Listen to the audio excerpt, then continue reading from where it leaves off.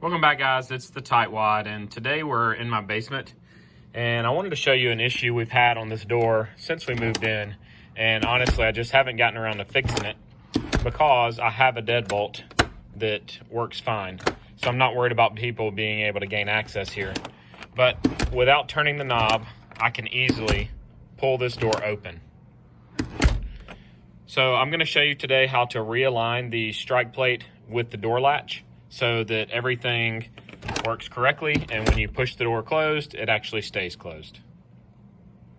The first thing I want to show you today is how to determine what's wrong with your strike plate.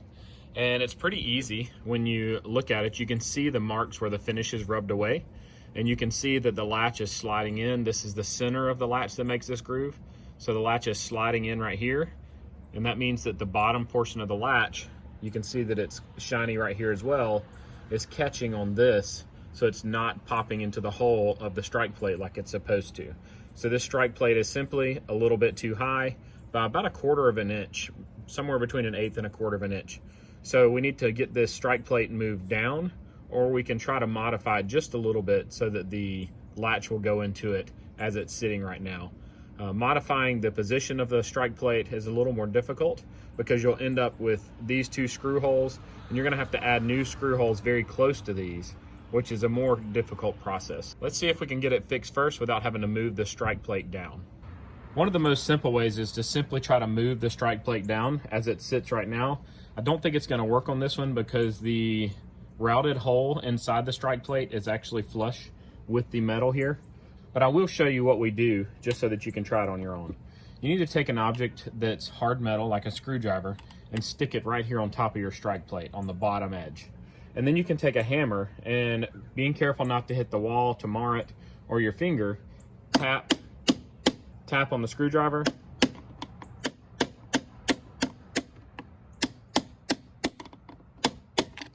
and that could possibly shift this strike plate down a little bit. If you do have a little bit of a clearance between the wood of the routed hole and the strike plate here, where the strike plate is a little proud or higher than the wood, you can also try loosen these screws a little bit and move that strike plate down. So now let's try the door again and see if that worked. But I'm not confident that it will, and we'll have to move on to a little bit more of a dramatic step here. So I'm gonna push it closed now and pull out a little bit, and you see it comes perfectly free again. There's no latching at all. If I lift up on the door a little bit, I can get it to latch, so that tells me it's not too far off. But if I just simply push it closed, it's not latching. So we need to move on to our next step. The next steps for repair involve removing the strike plate. And I do recommend you use a screwdriver for this and not a drill, because you don't want to strip the softwood of the door frame when working with these screws. So go ahead and remove the two screws from the strike plate. So with this strike plate, again, we needed to move down quite a bit. So this next step that I'm going to show you now would not work for my particular case, but if you only needed to move up a 16 or 1/8 of an inch, you can take a file, a flat metal file, and file down the bottom edge of this strike plate. You can actually go all the way down as far as the bevel on this screw hole safely. So you can take a good almost 1/8 of an inch off of this strike plate here. Since mine's got to move down a little farther than that, we're going to have to move the whole strike plate hole here down. For this next step, I want to mark where I need to trim the door frame a bit to get this all in place. So I'm going to take my pencil, I'm going to mark the edges of this strike plate in its new location. And I'm also going to mark the location of the holes. So I'm just going to go ahead and circle the entire outside of these holes using a pencil. I really like using these retractable lead pencils because they're a little sharper than a traditional carpenter pencil and give a little more precise measurement. Carpenter pencils are, with the wide lead, are really meant for home builders, not people who are doing fine carpentry work. Now that we have everything marked with our pencil, you see I'm going to have to chisel out down here on the bottom so the strike plate will sit flush inside the door and not on top of the door frame. And you also see right here, I'm going to have to chisel out some of this routed hole right here so that the latch will go into the hole, because it was even with the bottom of the strike plate already. So I'm going to have to chisel out a little bit of that as well. But the biggest problem is that our old screw holes here are overlapping with the area where we're going to need our new screw holes. So we're going to have to fill these old screw holes with something solid that a screw can bite into to make new holes. And there's a couple of different items that we can use to do this that you probably have access to or already have in your home. An item you can use to fill these holes that most people already have in their homes are toothpicks. Toothpicks are a little bit too small to put one in there and call it a fix, but 2 toothpicks, or maybe even 3, will typically do the job. They're already tapered at the end, so they'll slide into the hole easily, and with glue, they'll hold in there and they'll make a nice new surface for the new screw to grab onto. But I have something that I think works a little bit better. I'm a casual golfer, so I have golf tees laying around. The problem with my golf tees is that they're a little bit too wide to go into the holes for the previous screw. But I do like that it'll be one solid surface here for the new screw to grab onto. So I'm actually going to drill out the hole a little bit bigger to put this tee in there, and then I can cut it flush and re-drill my holes. So I picked a drill bit that is slightly smaller than the width of my tee, and I'm just going to carefully drill out that hole a little bit bigger.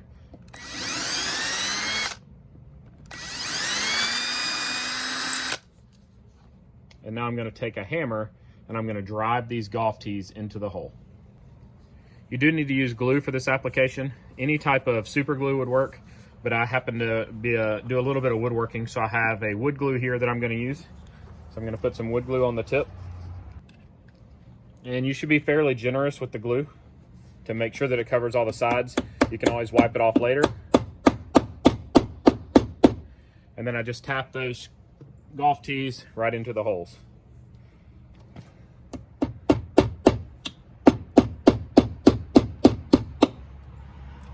And you see that one actually broke while I was hammering it in, which is fine.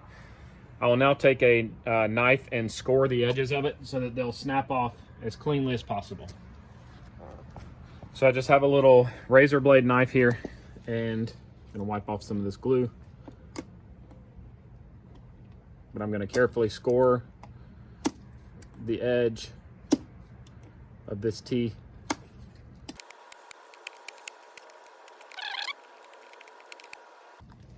Now I should be able to take my hammer and knock the tee off, and it should break fairly cleanly here. If it doesn't, it's not a huge deal. But you can see it left a little bit of fuzzies there. Do the same with this one, and it comes off.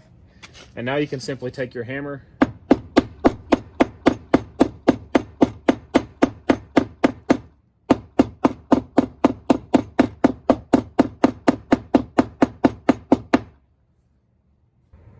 and now you see the first part of repairing our strike plate hole is finished. We have a nice filled hole here with wood that a new screw can grab onto. So we're going to let this dry while we're chiseling out the other parts that need to be chiseled out.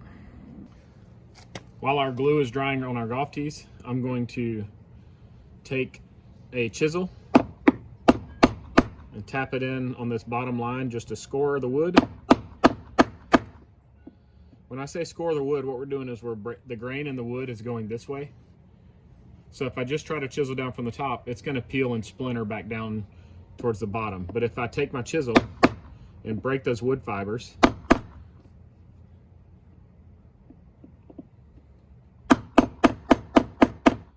when the wood starts peeling back, it's going to break off at that point. So I can now come back into the top here and hammer down.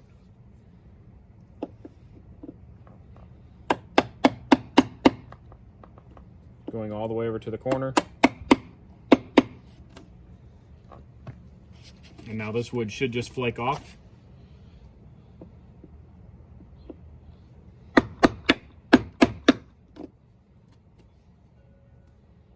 And just keep working at it until you get a nice smooth surface under there.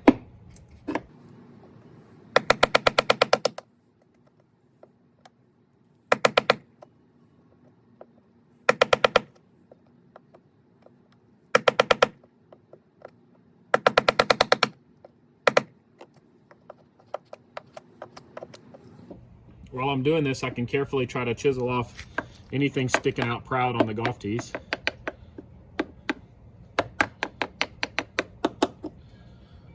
so that we know they're nice and flush.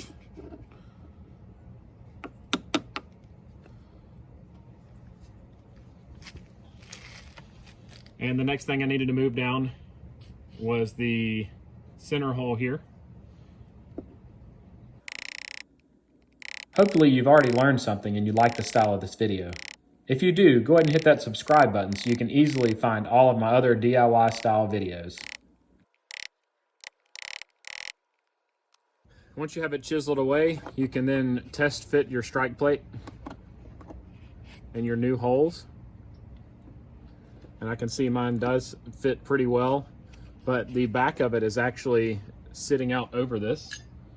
So I'm going to score the backside here with my knife. This is probably the easiest way, just to take a little bit off.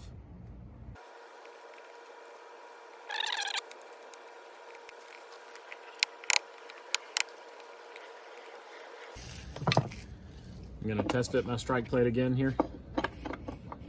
Oh, now it sits perfectly down in there.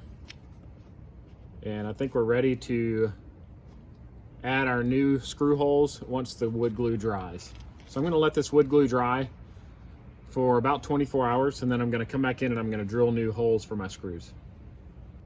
With the new hole cut for the latch, I can test that part out by simply closing my door without the plate on there and see that it does pop right in and holds nice and flush. So as long as the plate is at least at the bottom of this hole now, we know that everything's gonna close correctly. It's been a little bit over 24 hours since I put my golf tees in here, so the glue is nice and dry now. So now it's time to drill the new holes where the strike plate screws will go. So there are a couple of different ways to do this. I did mark them already. So I could start with a tiny pin tip, the smallest drill bit that would come in a kit, and drill a hole right in the center, and then step up from there to the next size bit, and so on and so forth, until I get to the right size bit for the width of screw, or the size screw that I'm going to be using. But I bought some new tools since my last project, and they're called self-centering bits. And self-centering bits look like this. You can see that there's not even a drill bit showing, but as you push it in, the drill bit's exposed, and it allows you to pre-drill holes right in the center of something due to the bevel on the end of this bit. So I'll demonstrate on the plate before we put it in. So if I push this bit head into the plate, you see that it exposes the teeth or the bit inside, and that makes it drill a hole in the dead center of this. I'm just gonna hold my strike plate up here. I'm gonna push my drill into it, and it automatically puts a hole right in the center.